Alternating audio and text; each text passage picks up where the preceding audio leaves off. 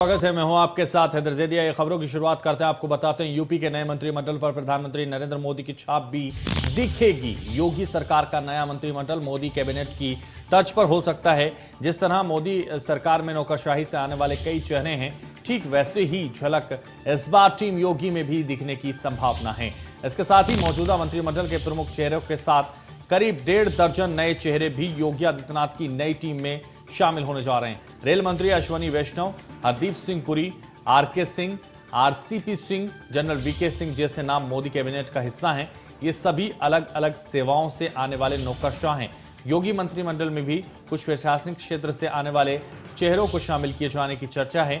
इनमें पूर्व एडीजी असीम अरुण, पूर्व आईएएस ए.के. शर्मा, ईडी के पूर्व अधिकारी राजेश्वर सिंह के नाम शामिल हैं।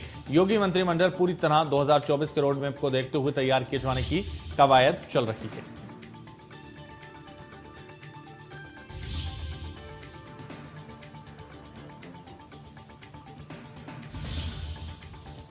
तो महिला मंत्रिमंडल में शामिल हो सकती हैं। महिलाओं के मंत्रियों की संख्या होने की संभावना 2024 के रोड मैप को देखते हुए तैयार किए जाने की कवायद मंत्रिमंडल को चल रही है।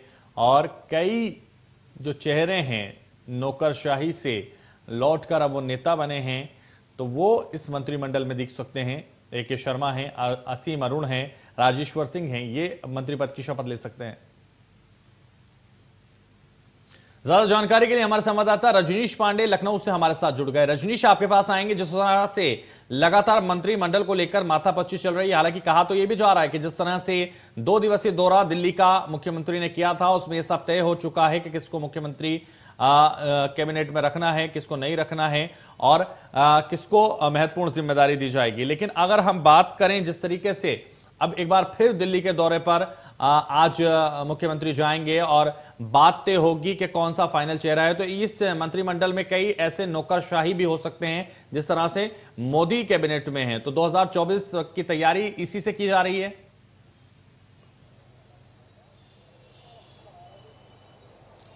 देखिए, आपने सही कहा कि योगी का जो कैबिनेट होगा कहीं ना कहीं मोदी मंत्रिमंडल का उसमें थोड़ा सा अक्स दिखाई देगा। क्योंकि अगर हम सेंट्रल की कैबिनेट की बात करें कि हरदीप पुरी है, चाहे विदेश मंत्री हैं, वो सब उनका अगर बैकग्राउंड आप चेक करेंगे तो सारे लोग आईएएस और भारतीय विदेश सेवा के ही अधिकारी रहे हैं। इस बार भी जो 2022 का विधानसभा में जो चुनाव जीत के आए हैं, चाहे हम राजेश्वर सिंह की बात करें या ए.के. शर्मा विधान परिषद के सदस्य हैं, अभी भारतीय जनता पार्टी में उनके पास उपाध्यक्ष की जिम्मेदारी है, लगातार दौरे भी कर रहे हैं। जब यहाँ आए थे तभी एक चर्चा थी कि उनको डिप्टी सीएम बनाया जा सकता है और उनको होम और डीओपीटी मंत्रालय उनके जिम्मे दिया जा सकता है, लेकिन नहीं हुआ। खैर, वो बात विषय की है। यहाँ पे तमाम आईएएस और आईपीएस अधिकारी चुनाव जीत के आए हैं, तो एक चर्चा है कि अगर ये लोग आए हैं और कहीं ना कहीं, देखिए, जब प्रशासनिक अधिकारी नेता बनेगा तो कुछ उसका काम करने का तरीका अलग होगा, कुछ उसका काम करने का तरीका जुदा होगा। तो लोगों का मानना है कि एक कॉम्बिनेशन होना चाहिए मंत्रिमंडल में, क्योंककि एक आईएएस अधिकारी, एक आईपीएस अधिकारी, एक टेक्नोक्रेट, ये लोग, चूंकि इनका अगर बैकग्राउंड आप अगर चेक करते हैं तो आईआईटीएन है ये। ए.के. शर्मा की अगर बात करें, ये टेक्नोक्रेट रहे हैं, तो थोड़ी सी टेक्नोलॉजी का भी, तो देखिए, सरकार वन साइडेड नहीं चलती है, केवल उसमें राजनीतिक लोग ही रहे। सरकार तो चल जाएगी, लेकिन अच्छे परिणाम आने के लिए उसमें कुछ प्रशासनिक अधिकारी अगर कैबिनेट में बैठ के किसी जनहित के मुद्दे पर डिस्कशन करेंगे तो जाहिर सी बात है कि उसका अच्छा परिणाम आएगा। अब बात दूसरी कर लेते हैं कि आपने जो कहा कि मुख्यमंत्री 2 दिन, चाहे तमाम संगठन के लोगों के साथ 2 दिन दिल्ली पर मंथन हुई है।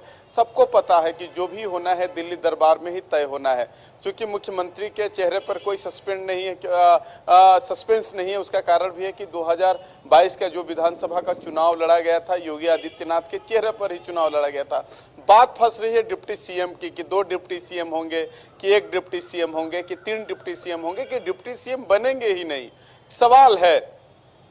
लेकिन 2024 का लोकसभा चुनाव है हैदर, चूंकि फाइनल मैच है, अभी सेमीफाइनल में भारतीय जनता पार्टी खेल रही थी, और उस फाइनल के वो कैप्टन होंगे जिनके चेहरे पर पूरे देश में चुनाव लड़ा जाता है, नरेंद्र मोदी।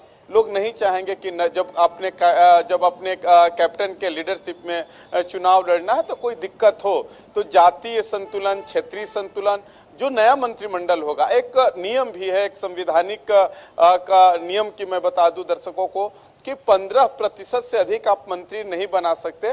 तो 403 विधानसभा सदस्यों की संख्या है, 60 मंत्री से आप अधिक नहीं बना सकते मुख्यमंत्री को लेके। लेकिन एक जानकारी है कि 40 मंत्रिमंडल के सदस्य शपथ उस दिन लेंगे।